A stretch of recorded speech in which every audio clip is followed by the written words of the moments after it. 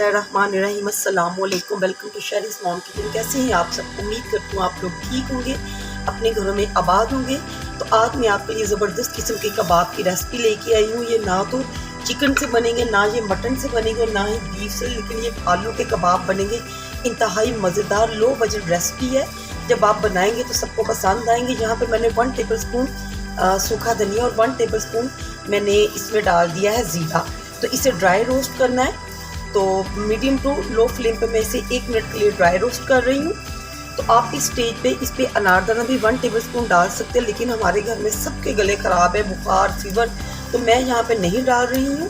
तो यहाँ पे देखिए तकरीबन 1 मिनट हो चुका है, मैंने इसे ड्राई रोस्ट कर लिया है। तो अब देखिए इसमें मैं डाल रही हूँ 1 टीस्पून के करीब ये क्रश रेड चिली। अब मैंने फ्लेम को ऑफ कर दिया है। तो मतलब मैं इसे जलाना नहीं है, मकसद ये है कि बस इसे थोड़ा सा रोस्ट करना है। अगर इसे हम लोगों ने फ्लेम पे रख के किया तो ये जल जाएगी। बस इसी तरह थोड़ा सा इसके साथ ही ड्राई रोस्ट कर लिया है। तो आप ये रेड चिली ज़्यादा भी यूज़ कर सकते हैं।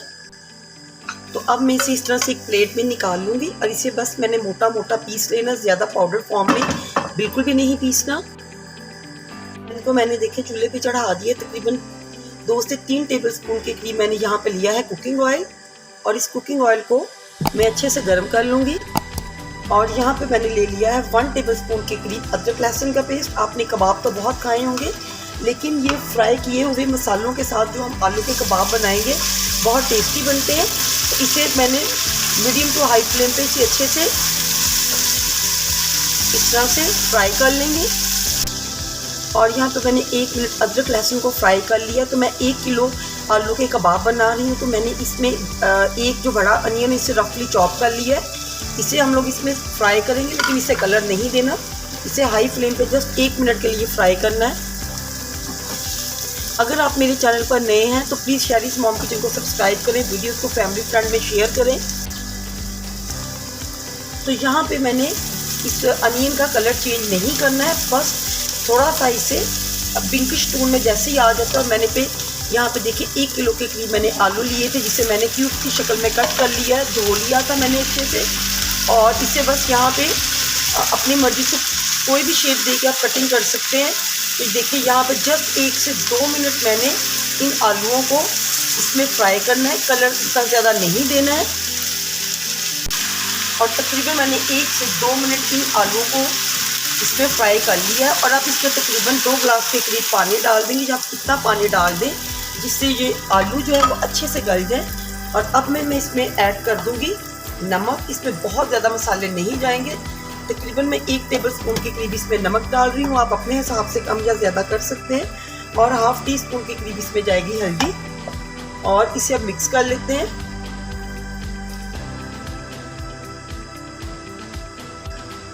अब इसे कवर करके इसे गला लेंगे, ये अच्छे से सॉफ्ट हो जाए, फिर इसे चेक करते हैं। तो 15 मिनट हो चुके हैं, चेक करते हैं। तो यहाँ पे देखें आलू हमारे गल चुके हैं, लेकिन अभी इनमें पानी है। मैं हाई फ्लेम करके आलूओं का पानी खुश्क करूँगी और इसके साथ ही इस तरह से मैं इनको मैश करती जाऊँगी। आप पानी खुश्क करने के बाद किसी चॉपर में भी इसे डाल के इसे चॉप कर सकते हैं, लेकिन मैं ये प्रोसेस यहीं पे कंप्लीट करूँगी। ऐसा करने से ये जो हमारी आलू टिक्की है, आलू के कबाब है, ये ज़्यादा टेस्टी बनेंगे।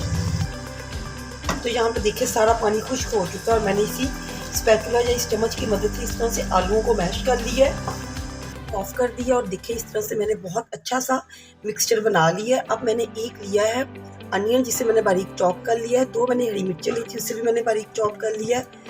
ये डाल देंगे। और इसके साथ ही ये जो हम लोगों ने ड्राई रोस्ट मसाले किए थे, इसे बस हल्का सा मैंने चॉपर में चलाया है। आपने इसका पाउडर नहीं बनाना है, इसी फॉर्म में इसे डालना है। यहाँ पे मैंने हरा धनिया और पुदीना जो है फ्रेशली धो के अच्छे से काट के ये ऐड कर लिया है और इसे अच्छे से मिक्स कर लेंगे।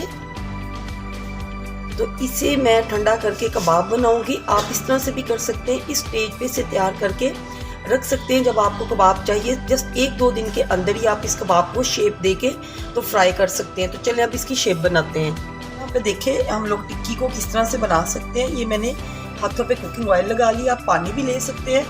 इस तरह से आपको जिस साइज़ में टिक्की की शेप देनी है, या जितनी आपको बड़ी या छोटी चाहिए, उसी हिसाब से ये आप उठा के इसे आप इस तरह से राउंड शेप दे के टिक्की की शक्ल में बना सकते हैं। तो इस तरह से सारी बना लें। तो इस स्टेज पे अगर आपको लगे ये बैटर बहुत ज़्यादा पतला है तो आप इसमें ब्रेड क्रम्स भी ऐड कर सकते हैं, चावलों का आटा डाल सकते हैं, या 2 से 3 चम्मच के करीब आप मैदा भी डाल सकते हैं, जिससे अच्छी बाइंडिंग हो सकती है। तो कोटिंग करने के लिए मैं यहाँ पे 2 अंडे ले लूँगी। तो इस कोटिंग के लिए मैंने थोड़े से देखे धनिया के पत्ते लिए हैं, थोड़ी सी 2 चुटकी नमक, 2 चुटकी काली मिर्च ले ली है और इसको फेंट लेंगे, इससे अच्छा फ्लेवर आएगा। यहाँ पे कुकिंग ऑयल ले लिया, पैन में मैंने कुकिंग ऑयल को डाल दिया है। अंडे से इस तरह हम लोग इसे डीप करेंगे और इस तरह डालते जाएंगे। मैं इसे डीप फ्राई नहीं करूँगी, मैं इसे शैलो फ्राई करूँगी।